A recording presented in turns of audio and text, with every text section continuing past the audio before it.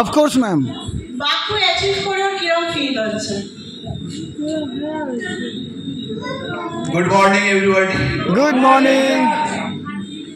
মানে এই ফিলিংসটা ঠিক বলে বোঝানো যাবে না, মানে আমাকে দেখে আপনারা ফিল করে নিন আমার ভেতরে কিরকম ফিলিংস হচ্ছে।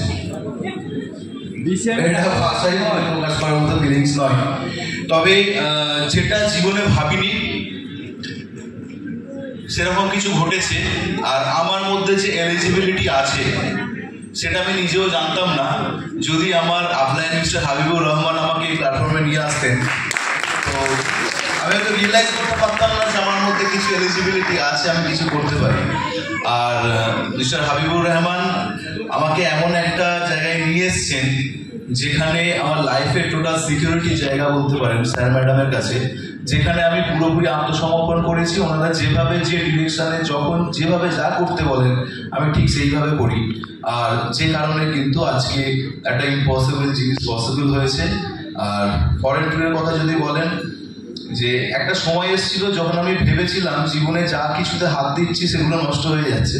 তারপরে আমাদের মেন্টর স্যার এবং ম্যাডাম আমাকে কিছু টেকনিক শিখিয়ে দেন বা কিছু সিক্রেট আমার কাছে এক্সপ্লোর করেন যে কবির তোমার থট প্রসেস চেঞ্জ করো, দেখবে তুমি যে জিনিসে হাত দেবে সেখান থেকে তুমি সোনা পেতে পারো। ইয়েস। তো সেই জায়গাটা করার পর থেকে আমার লাইফে অনেক কিছু চেঞ্জেস এসছে। তার মধ্যে একটা রেজাল্ট হচ্ছে ফরেন ট্রিপ অ্যাচিভ। আর নেক্সট যে ট্রিপগুলো অ্যাচিভ হওয়ার আছে আমি আর আমার কথা ভাবছি না। দাদা আমার টিমে আজকে যারা প্রেজেন্ট আছেন, আমি মনে করি যারা আজকে এসছেন বিভিন্ন রকম প্রতিকূলতা কাটিয়ে আজকে এই ব্যাংকুয়েটে প্রেজেন্ট হয়েছেন, তারা প্রত্যেকে কিন্তু এই ট্যুরের জন্য এলিজিবল। আর আমি চাইছি আমাদের সামনে যে ট্যুর পলিসি চলছে চায়না অ্যান্ড জাপান, এই ট্যুর পলিসিতে চায়না প্রত্যেকে ডবল করে অ্যাচিভ করুক, যাতে সে তার বেটার হাতকে নিয়ে যেতে পারে। এই জায়গা থেকে আমি ফোকাস করাচ্ছি ওদেরকে, যারা ডাবল করে ট্যুরটা অ্যাচিভ করতে পারে, সেই ভলিউমটা মেলাতে পারে। তো best wishes of all of you, যে আপনারা নিজের 100% দিন, কারণ এটা এমন একটা প্ল্যাটফর্ম যেখানে 100% দিলে তার 100 গুণ বেশি কিন্তু ফেরত আসে। একদম। Thank you. আর আমি হাবিব স্যারকে ডাকতে চাইব না।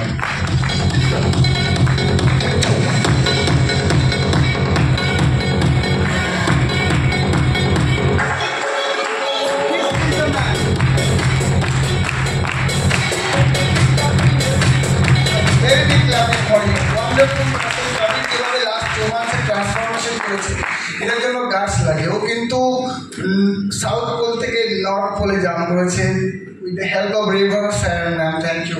অবভিয়াসলি আমার প্রার্থনার জন্য রয়েছে লাইফ টাইম ও যেন খুব তাড়াতাড়ি গোল্ড লাইনটা ব্রেক করে। উই আর ফোকাসিং 2025 না। Thank you. আর একটা জিনিস, হাবিব স্যারকে কংগ্রাচুলেশন। ও মানে ওনার নতুন গাড়ির জন্য আমি আগে থেকে কংগ্রেস জানিয়ে রাখছি। আর আমার ফোকাস হচ্ছে 2025 ডিসেম্বরে, 25 ডিসেম্বর আমার গাড়ি আছে। একদম হবে, একদম হবে। Thank you.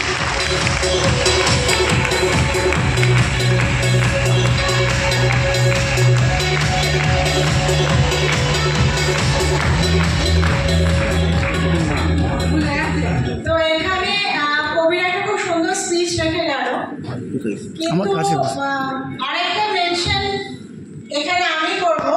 আমি দেখেছি। দেখেছো বলনি? এখানে আরেকজন বসে আছে, ওখানে হচ্ছে সাবিনা। বেসিক্যালি আমরা বারবার বলি ইটস এ কাপল বিজনেস, এবং যে মুহূর্তে আমরা বলেছিলাম যে তোমরা দুজনে একসঙ্গে কাজ করো, যার যেটা কম আছে সেই জায়গাটাকে পূরণ করো, দেখো কাজ অটোমেটিক্যালি হবে। সেইটাকে শুনে ওরা কিন্তু কাজ করেছে বলে আজকে এই জায়গায় ওরা দাঁড়িয়ে আছে। তো ম্যাম আমার মনে ছিল, কিন্তু মানে ইমোশনাল হয়ে গেছি। অ্যাকচুয়ালি ট্যুরটা কিন্তু আমার অ্যাচিভমেন্ট নয়, বলা যেতে পারে সাবিনার অ্যাচিভমেন্ট, কারণ ওরও হওয়ার কথা ছিল। সামান্য একটা ভলিউমের জন্য কিন্তু ও ট্যুরটা অ্যাচিভ হয়নি, খুব ন্যারোলি মিস করেছে, যেটা খুবই দুঃখজনক। মানে ওর থেকে বেশি কষ্ট আমি পেয়েছি, যেভাবে ন্যারোলি ট্রিপটা মিস করলো। একবার বলি, ওর ট্রিপ বেসিক্যালি এখনো আন্ডার কনসিডারেশন আছে, সেটা স্যার কথা বলছেন। ঠিক আছে, তো সেই জায়গায় একটা ফিডব্যাক